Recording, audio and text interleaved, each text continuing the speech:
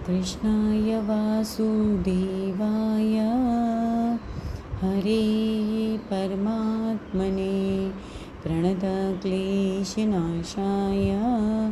गोविंदाय नमो नमः। हरे कृष्णा। आप सभी का स्वागत है मेरे इस YouTube चैनल पे राधे राधे कृष्णा।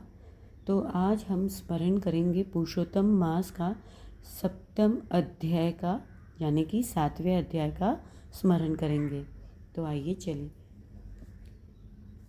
हे तपोधन, उनका ही प्रश्न और उत्तर सुना रहा हूँ। श्री पुरुषोत्तम बोले, हे विष्णु, आपने यह उचित किया जो मल मास को मेरे समीप लाए। आपकी इससे लोक में कीर्ति बढ़ेगी। जिस प्राणी को तुमने अंगीकार कर लिया, इसको मैं अब अपने ही समान श्रेष्ठ कर दूंगा। मेरी सभी गुण, कीर्ति, अनुभव, 6 ऐश्वर्य, पराक्रम, भक्तों के वरदान की शक्ति आदि, जिनके कारण मैं प्रसिद्ध पुरुषोत्तम कहलाता हूँ, उसी नाम से यह मास भी प्रसिद्ध होगा। मैंने अपने सब गुणों से इसे संपन्न किया। हे मधुसूदन, इसका स्वामी भी मैं स्वयं ही बनता हूँ। इसके नाम के द्वारा भी संपूर्ण जगत पावन हो जाएगा। मेरी समानता पाने के कारण यह मास ही सब मासों का अधिपति कहलाएगा। यह मास जगतों का पूज्य एवं वंदनीय हो जाएगा। इसको पूजने वाले सभी प्राणी दुख दारिद्र्य से मुक्त हो जाएंगे। अन्य दूसरे मास सकाम है, किंतु मैंने इसे अपने समान स्वर्ग लोकों का मोक्षदाता और निष्काम बना दिया है। जो व्यक्ति इस अधिक मास की पूजा करेगा, वह अपने समस्त कर्मों से मुक्ति प्राप्त करके निसंदेह मुझे प्राप्त करेगा। वह पुरुषोत्तम मास अब बिना किसी परिश्रम और कष्ट के मेरे पद को पाएगा। इसको पूजने वाले सब व्यक्ति केवल एक मास के पूजन व्रत से बिना कष्ट के जरा और मृत्यु रहित होकर इस पद को प्राप्त करेंगे। चतुर्मासिक यज्ञ करके स्वर्ग की प्राप्ति होती है और वहाँ के भोग भोगने के पश्चात पुनः पृथ्वी पर आना पड़ता है। किंतु विधि एवं श्रद्धापूर्वक जो इस पुरुषोत्तम मास को पूजेगा, वह अपने परिवार सहित मुझे निश्चय ही प्राप्त करेगा। मुझे प्राप्त कर वह जन्म, मृत्यु आदि, व्याधि एवं जरा आदि से मुक्त होकर इस संसार में जन्म नहीं लेगा। मेरे परम धाम को जो वेद वह धाम बतलाते हैं, जहाँ से फिर आना नहीं होता, सत्य ही है।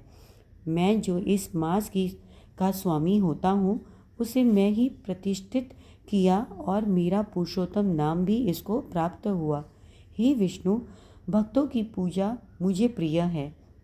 मैं अपने भक्तजनों की कामनाओं की पूर्ति में कभी देरी नहीं करता, क्योंकि इस मास के भक्त मुझे और भी अधिक प्रिय होंगे।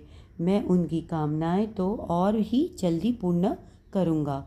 जो महायज्ञ में धीरे व्यक्ति है, वे जप दान नहीं करेंगे, सत्कर्म नहीं करेंगे, वे दुराचारी और भाग्य जीव दुष्ट व्यक्ति कभी सुखी नहीं रहेंगे, चिर दुखी रहेंगे। वे दुष्ट और दुर्भागी होकर जन्म लेंगे। जो मूर्ख जीव इस अधिक मास की उपेक्षा करेगा, इसमें धार्मिक कार्य संपन्न नहीं करेगा, वे नरक में जाएगा। जो तृतीय वर्ष में पश्चात आने वाले अधिक मास में इन धार्मिक चारणों को नहीं करेगा, वे कुंभी पाक नरक में प्राप्त होगा।